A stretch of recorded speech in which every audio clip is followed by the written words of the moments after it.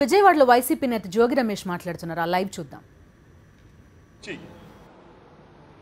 దీపక్ రెడ్డి మీ పార్టీకి సంబంధించిన ఎమ్మెల్సీ హైదరాబాద్ మహానగరంలో కబ్జాలు చేస్తా ఉన్నాడు, దొరికిపోయాడు, అరెస్టు చేశారు. అట్లాగే విశాఖపట్నంలో మీ మంత్రులు కొన్ని వందల వేల ఎకరాలు కబ్జాలు చేసిన మాట వాస్తవం కాదా? చంద్రబాబు నాయుడు గారిని అడుగుతా ఉన్నాం. ట్యాంపరింగ్ చేసి మరి విశాఖపట్నం మహానగరంలో తెలుగుదేశం పార్టీ మాయగాళ్లు మొత్తం కూడా అక్కడే చేరి వేల ఎకరాలు దోచుకున్నారా లేదా? చంద్రబాబు నాయుడు గారు సమాధానం చెప్పాలి.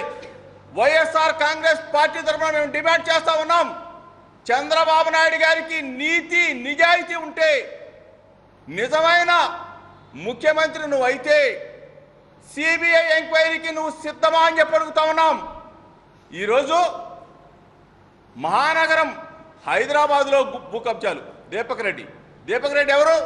మీ ఎమ్మెల్సీ. మీ ఎమ్మెల్సీ ఎవరితో లింక్ ఉన్నాయి? Gold stone ప్రసాద్తో.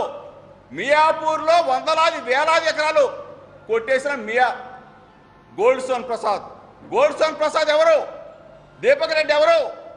చిన్నబాబు పెదబాబుకి పెట్టుబడిదారులు వీళ్ళంతా కూడా. అంటే హైదరాబాద్లో, విశాఖపట్నంలో, విజయవాడలో, తిరుపతిలో ఇటువంటి పట్టణాలన్నింటిలో కూడా చిన్నబాబు పెదబాబు కనుసన్నల్లోనే భూదందా జరుగుతూ ఉంది, భూ మాఫియా జరుగుతూ ఉంది. తెలుగుదేశం పార్టీ నాయకులు, మంత్రులు యావత్తు కూడా మాయగాళ్ళగా అవతారం ఎత్తి ట్యాంపరింగ్ చేసి మరి భూముల్ని కబ్జా చేస్తున్నారు. ఇది వాస్తవం. ఈ వాస్తవాలన్నీ బయటికి రావాలి అంటే సిబిఐ ఎంక్వైరీ వేయాలని చెప్పేసి రాష్ట్ర ప్రభుత్వాన్ని డిమాండ్ చేస్తా ఉన్నాం. సిబిఐ ఎంక్వైరీ వేయలేకపోతే తప్పనిసరిగా ఇవన్నీ కూడా మీ వాళ్లే కబ్జా చేశారు, మీ మంత్రులే కబ్జా చేశారు.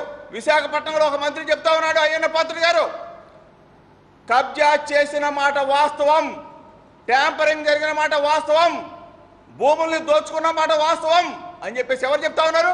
మేము చెప్పామా? వైఎస్ఆర్ కాంగ్రెస్ పార్టీ ఎప్పటి నుంచో చెప్తా ఉంది విశాఖపట్నంలో దోపిడీ జరుగుతూ ఉందని. అదే మాటని మీ క్యాబినెట్ సహచరుడు అయ్యన్న పాత్రుడు గారు చెప్పారు. అయ్యన్న పాత్రుడు గారి మాట కన్నా గౌరవించారు మీరు.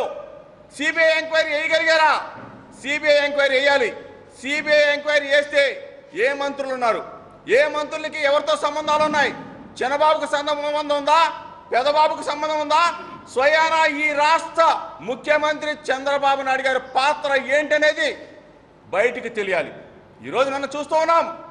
ఈ దోపిడీ నిజంగా ఎక్కడికి వెళ్ళిపోతా ఉంది? భూదందాలు ఎక్కడికి వెళ్ళిపోతా ఉన్నాయి? అంటే మిమ్మల్ని అధికారంలోకి ప్రజలు విశ్వాసంలోకి తీసుకొని మీకు ముఖ్యమంత్రి పదవి కట్టబెడితే మహానగరాలన్నీ దోచుకుంటా ఉన్నారు. మహానగరాల్లో మాయగాళ్ళని పెడతా ఉన్నారు. ఆ మాయగాళ్ళ రూపంలో కొన్ని వందల వేల లక్షల ఎకరాలు భూదందాలకు పాల్పడుతూ ఉన్నారు. ఇవన్నీ కూడా నిగ్గు తేల్చాల్సిన ఆవశ్యకత ఈ రాష్ట్ర ముఖ్యమంత్రి చంద్రబాబు నాయుడు గారి మీద ఉంది. సిబిఐ ఎంక్వైరీ వేయని పక్షంలో ముఖ్యమంత్రి గారికి కూడా ఈ భూదందాలతో సంబంధం ఉంది అని చెప్పేసి ప్రజలందరూ కూడా ముక్త కంఠంతో చెప్తారు. మనం చూస్తూ ఉన్నాం.